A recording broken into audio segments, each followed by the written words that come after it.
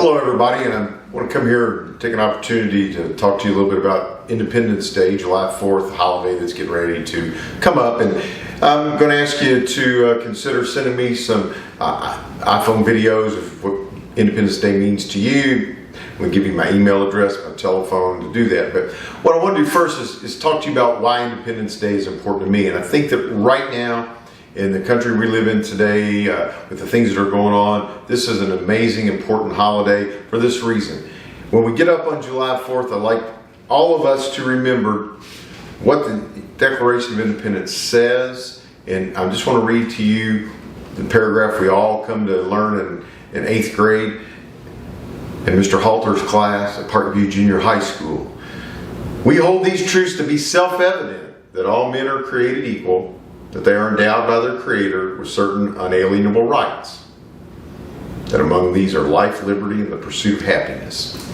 And those are words that our forefathers thought were extremely important. So important that they created a country and they sent that message to England and they proclaimed their independence because they did not believe that their unalienable rights to life, liberty, and the pursuit of happiness were being recognized by the government of England.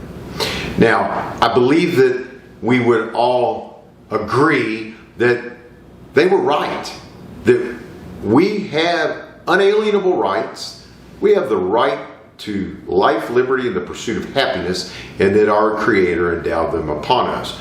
But we would also have to agree, and I think we all understand, our forefathers, when they proclaimed all of that, they proclaimed it, but the reality of the country that they lived in was that only men had those rights in the eyes of the law.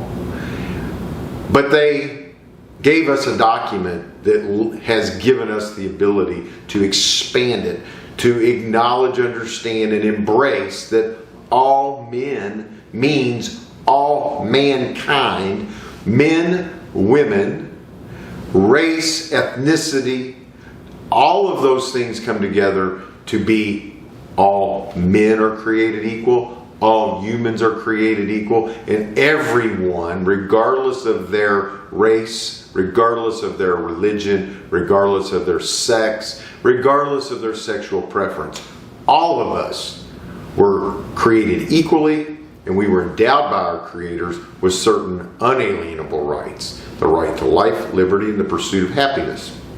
Now, our forefathers were insurrectionists. They were revolutionaries. They stood up and they fought a government. And they created this document with the knowledge of what they had to do to come together and make this democracy that they created from the sand of time.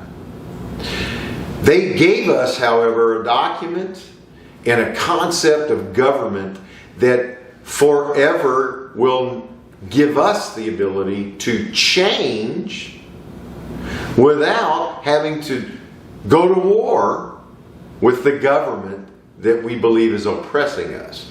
Why and how do I believe that to be the case? Because our Constitution, our Declaration of Independence, our democracy is a living, breathing instrument of change. We can change the government. We can change what we believe is the important, essential things that have to happen by using what our forefathers wrote and created 230 plus years ago. That's how brilliant they were. And that's how important it is for us to, at this time, a time when things are very emotional, a time when we are looking at one another, asking ourselves these questions. We have to ask ourselves the question, do we believe all men, all women, all humankind are created equal? Do we truly believe that everyone is entitled and endowed with the right to the pursuit of happiness, to life, to liberty? Do we believe that? I say yes. I believe that. And I believe that when we all come together and ask ourselves that question, it's a great time to ask ourselves that question on July 4th. Do you believe, do I believe that all men, women, ethnicities, all sexual preference, everyone has those rights? If you believe that, then you have to believe that the Constitution, the document created by our forefathers, out of the oppression that they believed they needed to break away from the government that they felt like they were no longer a part of, they created a roadmap for us to continue to grow, to continue to be better, to continue to try to make this the greatest country in the world. They gave us the tools to do it.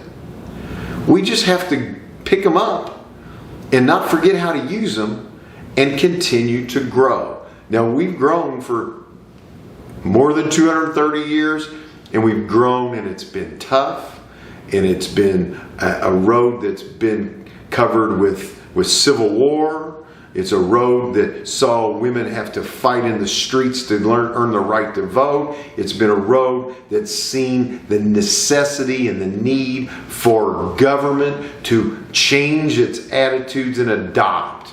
And I will say this, on this day, and I'm nearly 60 years old, on this day when I got up and saw that in Mississippi, the legislature voted to remove the stars and bars from their flag, and the governor of Mississippi immediately signed that legislation. I got up today, and that's what made me realize we live in a country that we were given the framework to continue to survive as a democracy, but to change and to meet the needs of the people. Because in my lifetime of George Wallace, of my lifetime of remembering and seeing the civil rights activists of the 60s in Mississippi, in my lifetime, I wouldn't have believed that the leadership in Mississippi would have done that. But what it proved to me today was this. We are a great nation filled with amazing people who understand change, understand that you need to change, and understand that all people are created equal, that we are all endowed by our Creator with the right to life, liberty, and the pursuit of happiness, and that this government and this document and the democracy we live in is designed to let us express the need for change. Now, the people may have been flawed in 1776 that put those words to paper. Flawed in the sense that in their world, not all people were created equal.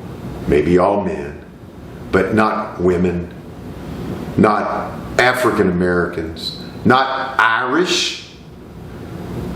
Not everyone in their world was treated equal. But they gave us a document that allows us to grow into and embrace the true, real fact. We are all created equal. We are all entitled to the right to be free, to pursuit of happiness. We are all given those inalienable rights by our Creator. And we are all Americans. And as Americans, we need to stand up. We need to change our government in the way that we've been given the tools. And we can do it. And this country becomes greater when Americans stand up and change. And we are going to be greater. And we will be a greater country. There will be a new generation of leaders arise from all of this that is going on in our country today. And they will be great leaders. And we will continue to thrive. I'm Larry Wilder. I'm just a lawyer here in Jeffersonville, Indiana. I want to hear from you. I want you to get up on July 4th, find a Constitution, find a Declaration of Independence, have it around your house, and when you get up on Independence Day, read that paragraph. All men are created equal. All people are created equal. We are all endowed by our Creator with certain unalienable rights. Life, liberty, the pursuit of happiness. Please embrace that and look at everybody around you in this great country and remember, we all have that right. We should all strive to make sure that every person has the ability to equally pursue those rights. Thank you very much. Be safe. I'm going to give you my email address, my cell phone number at the end of this clip. Send me your video. Text me your video. Tell me why July 4th is important to you. Again, thank you. Be safe. Glad you give me the opportunity to talk to you about things that are important.